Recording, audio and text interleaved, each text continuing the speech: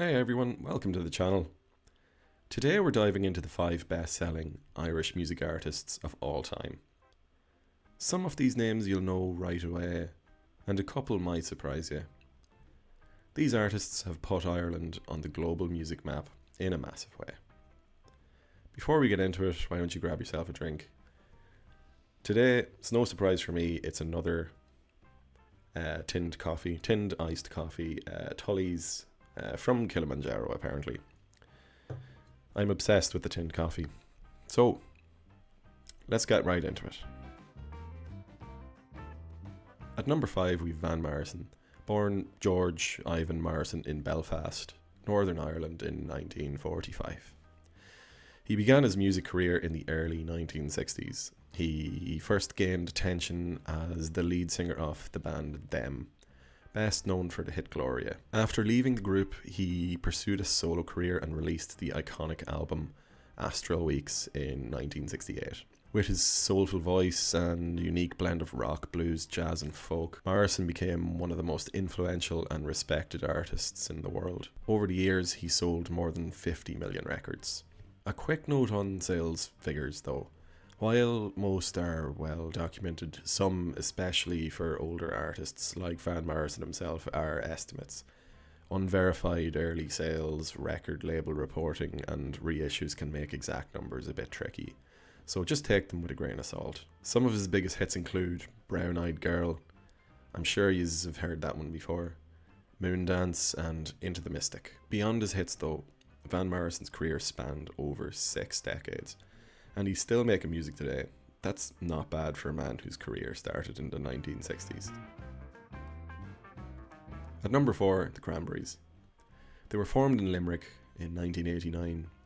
The original band members Dolores O'Riordan, Noel Hogan, Mike Hogan and Fergal Lawler came together in Limerick, with Dolores herself, the band's iconic lead singer, hailing from Ballybricken in County Limerick. The band initially went by the name The Cranberry Saw Us, but later shortened it to the Cranberries. They achieved international success with their 1993 debut album Everybody Else Is Doing It So Why Can't We, which featured the massive hit Linger.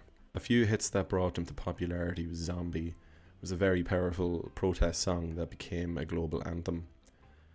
Linger, as mentioned already, and Dreams. The Cranberries' music wasn't just catchy, it was deeply emotional and often political. Even after Dolores O'Riordan passed away in 2018, their music continues to inspire new generations.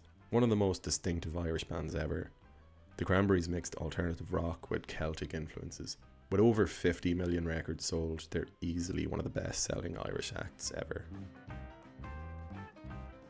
At number 3, Westlife. If you grew up in the late 90s or early 2000s, you definitely know Westlife.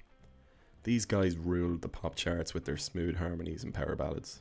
Westlife started out in Sligo in the late 1990s. 3 of the original members, Shane Violin, Cian Egan and Mark Feely, were from Sligo and were originally in a group called IOU. When IOU didn't take off, Louis Walsh, who also managed Boyzone, restructured the group and brought in Nicky Byrne and Brian McFadden, both from Dublin. That's when Westlife was officially formed in 1998. Some of their biggest hits include Flying Without Wings, You Raise Me Up and Swear It Again. Westlife's success is massive in Europe and Asia, and their ability to sell out stadiums even today is proof of their lasting appeal, and to this day they've sold over 55 million records worldwide. Number 2, Enya. She was born in Gweedore, County Donegal, in the early 1980s. She was initially part of the family band Clannad, which was formed by her siblings. However, Enya pursued a solo career in 1986, working closely with producer Nicky Ryan and his wife Roma Ryan. She quickly gained worldwide fame with her distinct sound, blending classical, new age and Celtic music. Her breakthrough came with the album Watermark in 1988, featuring the global hit Orinoco Flow. Some of her more famous songs include Caribbean Blue, Only Time, which became the unofficial tribute song of 9/11, and Orinoco Flow. You know this one even if you think you don't. Despite her success, Enya is one of the most private musicians out there. She rarely tours, doesn't do big interviews, mostly stays in her castle. Yeah, she's got a castle.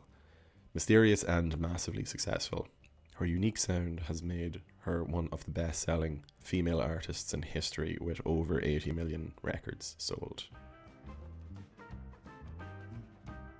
And number 1, U2. Not really surprised with this one myself. U2 are very famous. They've been going a long time as well. They were formed in Dublin in 1976 when Bono, born Paul Hewson, and The Edge, David Howell Evans, Adam Clayton and Larry Mullen Jr. came together. Bono and The Edge in particular had been friends since childhood. The band was originally called Feedback and later The Hype, before settling on U2 in 1978. Their breakthrough came in 1980 with the album Boy, and by the mid-1980s, U2 had established themselves as one of the biggest rock bands in the world, with hits like With or Without You, and I Still Haven't Found What I'm Looking For. U2's performance at Live Aid in 1985 at Wembley Stadium in London is widely considered a pivotal moment in their career. Bono's passionate delivery and the band's energetic performance of Bad helped elevate them from a well-known band to global superstars. Their set at Live Aid not only showcased their musical talent, but also highlighted their ability to connect with audience on an emotional level, solidifying U2's place as one of the most influential rock bands in history. The success of their Live Aid appearance contributed to their rise in popularity, which was cemented with the release of their groundbreaking album, The Joshua Tree, 2 years later. A few songs you'll know: With or Without You, One, and Where the Streets Have No Name. U2 have been relevant for 5 decades, constantly evolving while keeping their signature sound. Whether you love or hate Bono's activism, there is no denying the band's influence. From Live Aid to the Super Bowl halftime show, U2 is Ireland's biggest musical export with a staggering 170 million records sold. They're one of the biggest rock bands ever. There are so many Irish musicians out there who really deserve recognition and have contributed massively to Irish music throughout their careers. Here's a few I felt I want that should be in this list as well. Sinead O'Connor, her haunting voice and raw emotion made Nothing Compares to You a global sensation. Over 10 million albums sold. I myself am a personal fan of Haunted, where she sings with Shane MacGowan. Their voices couldn't contrast anymore. Hozier, modern folk rock brilliance, Take Me to Church exploded worldwide, and he's sold around 7 million albums so far. The Course, blending pop and traditional Irish sounds, they've sold 40 million records globally. Funny story, I met Jim Corr myself actually. I was visiting a friend on a perfectly normal day, then just a helicopter flies overhead. But 15-20 minutes later, Jim Corr just walks in the gate and sits at our table. I didn't even know what to do.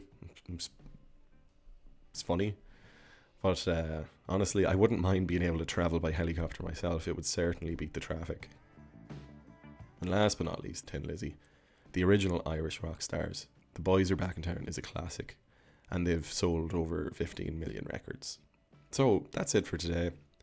If you've made it this far, thanks a million for watching. Please drop a like on the video and subscribe for more videos like this. It would mean a lot to me. Let me know what you thought down in the comments about the video. Were you surprised by any of them? Also, if you would like me to do a video on another Irish musician or group that you have in mind, a shout out down in the comments, and I'll certainly work on it for you. So alright, all the best. Cheers.